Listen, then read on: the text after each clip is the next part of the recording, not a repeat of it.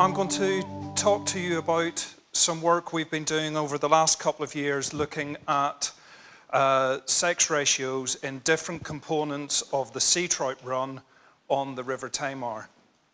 And this work is a collaboration between ourselves, the Environment Agency, with funding from the Atlantic Salmon Trust, and I'm going to throw in some work that we're just starting with the Game and Wildlife Conservation Trust on, looking at the sex ratios of the Frome sea trout run.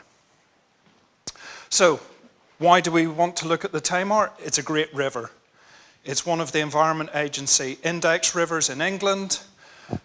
Extensive electrofishing surveys over the whole catchment looking at juvenile densities. There is a smolt trap run every spring, trapping salmon and sea trout smolt migrating downriver. And they've got a fish trap on a weir at the tidal limit of the river where they catch a large number of returning adult salmon and sea trout, taking lengths, weights, scale samples, other biological data. So it's a fantastic river on which to do any research on salmon and sea trout. On the Tamar, average runs somewhere between about 8 and 10,000 sea trout a year. Peak run between June and July, and we get a transition from early part of the year, multiple spawning fish coming into the river, and later in the year, school peelfish, which are to finnick or whittling to those of you who aren't from Devon and Cornwall. Frome, we've heard a bit about from Stephen. It's one of the Hampshire Basin chalk stream rivers, and again, they've got an extensive monitoring program looking at mainly at the salmon, but they've started looking at sea trout as well. They've got nice system here. They've got a bubble screen that diverts smolts down this stream. They've got a nice set of pit tag readers. They run a smolt trap, and again, taking biological information on the fish that they catch. So, how do you determine sex in a trout? Well, it's not always easy to do. In juvenile fish, smolts, and in finnick, the secondary sex characteristics haven't always developed, so you can't tell from just looking at the fish what sex it is. So you usually have to sacrifice the fish. And for fishermen, this is probably not a popular thing to do. To get a statistically relevant sample of fish, we probably need about 300 or 400 fish. Now, for a 100,000 fish smolt run, taking 300 isn't going to do a lot, but taking 300 fish out of a 1,000 fish adult run, fishermen are not going to be happy. You don't get the eggs for the next generation. That has knock-on effect. So, ideally, we need a non-invasive way of determining sex. And in the last couple of years, work on rainbow trout, some clever people in the States have found that they found the master sex-determining locus. And it is known catchily as the sexual dimorphic on the Y chromosome locus, or we'll just call it SDY for short. And this locus is specific to male fish, so it sort of acts like a Y chromosome in humans in determining whether a fish is going to be male or female. And we've got a way now of screening the sex of a wide selection of salmonids, including Atlantic salmon and brown trout. And so this allows us to use an adipose fin clip or a scale sample as a source of DNA to determine the sex of a fish. So, what we did, we needed to do some testing, and we did this with Rasmus from the Frome and the guys at the Game and Wildlife Conservation Trust. They went out and collected 44 par, salmon par, and brown trout par. The fish were sacrificed, and they determined the sex by looking at for which gonads they had. They then sent a sample of adipose fin clip and scales to us, but they did this blind. They knew the sex of the fish, I didn't. And they randomized the order of the fish between the fin samples and the scale samples. And then I screened these with our genetic test. So what you get, and hopefully you can see this, is that we use a positive control band that amplifies in both male and female fish. And that's this band here. So without this, where you don't get the male-specific band, we couldn't tell whether it was a male fish that failed to amplify or whether it was a true female fish. So we need this positive control. And so in male fish, we get 2 bands. In female fish, we only get 1. And for each batch of samples, we run a negative control, which doesn't have DNA in it, to check for contamination. And we also run a sample with a known male and a known female fish. So we've always got those positive controls. And I'm happy to say with the preliminary testing, I got it 100% right. So the genetic sex matched with the phenotypic sex. And for some of these, we were able to get a sex from a single scale from a 1+ par. So a scale that's only 2 or 3 millimeters long gives us enough DNA to do this test. So, going on to the main part of our main project. So the project was funded for 2 years to look at the sex ratio of different components of the Tamar sea trout run. So we're looking at 2015, 2016. And the Environment Agency were interested in this because they wanted to start developing biological reference points for Tamar sea trout. But for one of the pieces of information they need is the sex ratio of the different components of the run. And as a preliminary analysis to a project we're hoping to get funded to do some work on the Frome, we decided to look at the sex ratio of a different stock, so the Frome, as a comparison to the Tamar. So our samples, the data set is 1,750 fish. We've also got a sort of an ad hoc sample of Tamar sea trout smolts and a small sample of Atlantic salmon smolts as well, to show you that this works on Atlantic salmon as well as sea trout. And we've got some smolt samples, but we can also look at what happens in those first few months that the finnic component of the run are at sea, and whether there's any sort of sex-biased mortality. So concentrating on smolts, but also looking at that first post-smolt stage as well. So, sex ratio in the sea trout smolts.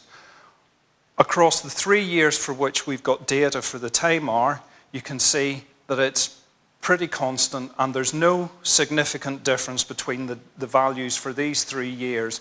So the average is about 75% female. And for a species with partial migration, like brown trout, because they've got that large resident component, this is probably what we expect, that there's more females go to sea than males. For the Frome, we can see that we've got more males in the sample, and this difference is highly significant. So different stocks are perhaps doing different things in terms of the sex ratio of their sea trout smolts.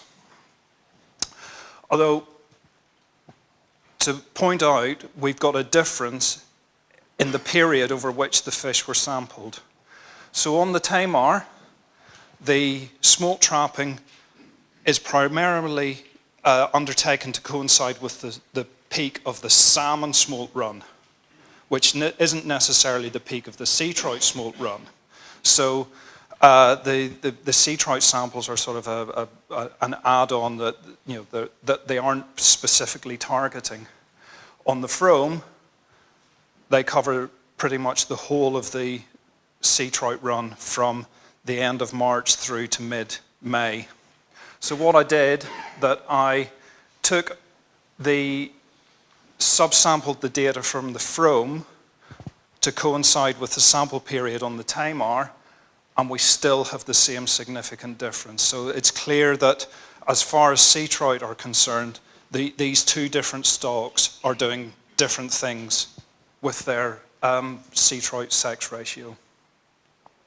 And just to show that we can do it on salmon, we looked at a couple of hundred salmon sea trout smolts, and unfortunately, Alan, it's not a 1-to-1 sex ratio. So, and it's a long way from being a 1-to-1 sex ratio. So, caveat on this is only 2 nights of the salmon smolt run. So we don't know whether this is indicative of the run as a whole, so that there might be, overall the sex ratio is balanced, but males and females are running at different times. Or this could be indicative of the whole run and that there is some sort of imbalance in the sex ratio. So how do these numbers compare to what has been found before? And it's not easy finding data on sex ratios in salmon and sea trout smolt. And if anybody knows any sources, reports, whatever, I'd be happy to hear from them. But what I could find is that from the 1984 sea trout meeting report, a couple of values, again, female bias, steelhead in the Hood Canal, another partially migrating species, again, a female bias, and Spanish salmon smolt, again, a female bias. So our values are sort of fitting in with what has been found in other rivers and in other species. So we can then look at the finnick component of the run, and we can see that for the 2 years for which we've got data, that there is a suggestion that there is a female biased mortality in the 3 or 4 months in which those fish spend at sea before returning to the river. So the difference in both cases here is about a 10% drop in the female ratio, in the number of females, and in both years it's statistically significant. So we can start to look at what's happening across multiple components of the run, but also across multiple years. Again, how does this compare to what's been found before? Well, in Chinook salmon, Atlantic salmon from the Nansa, which is one of the Spanish rivers, and in Masu salmon, there is, again, a female-biased mortality between smolts and adults. In Arctic char, there's a male-biased mortality. So other people in other species have been finding that there is a sex-biased mortality between the smolt and the adult stage. Caveat on what I've just said about the Tamar. From work that we've done previously, we know that around about 10% of the sea trout that enter the Tamar are strays from other rivers. Now, we don't know whether there's a difference in the sex ratio between the true Tamar fish and the straying fish from other rivers that could be giving that apparent female bias mortality. So one of the things I'd like to do is to assign the finnick from 2015 and 2016 back to our baseline that we developed during the ARC project and see, we've got the sex ratios for those already. Is there any difference between the straying and non-straying component that would explain that bias mortality? So the idea of the project, I said, is to look at the sex ratios across multiple components. But what we can do by looking at different years is that we can start to follow a cohort of fish through multiple years. So for instance, the 2015 smolts, we can look at the peel finnick component, but then in 2016, they're the fish that have spawned the previous year, and we can see if there's any change. So putting in the results that we have so far. So blue is the proportion of males, red the proportion of females, and you can see that there are changes in the different components, and we can start to follow this through. And I haven't got round to it yet because I only got the samples a few weeks ago, but in the next couple of weeks we'll have data for the fish with the spawning mark. They spawned last year and they were the school peel in 2015. And so we can start to build up a picture of what's happening across multiple components, across multiple years. So what would we like to do in the future? Well, there was a paper published earlier this year that seemed to suggest that the female bias in trout starts from the fry stage, that there's a male bias mortality from when the eggs hatch, or maybe even from before when the eggs hatch. I've got a few problems with this paper. One, that it was done with hatchery fish. So it was done with different hatchery stocks and not on wild fish. So these are the results for different hatchery-based families. And you can see that the majority of them have got a female bias sex ratio. I've looked at some samples from a previous project we had on the Frome. So this is about 300 brown trout sampled from when they hatched through to their first sort of 5-6 months of life. And you can see, at least on the Frome, there's no difference in sex ratio. And it's a balanced sex ratio in this first year of life. And I'd like to see what it is in the Tamar as well. So that's a possible area for future research.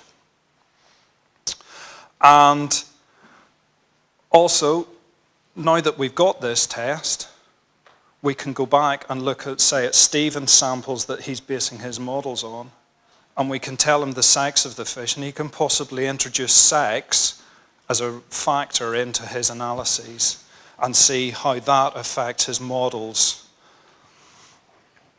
So I would just like to think by thanking the Atlantic Salmon Trust and Exeter for funding, and I'm sure this is not the definitive list of people who helped collect smolt samples, scale samples off the Gunness Lake, adult fish, and the guys on the Frome as well.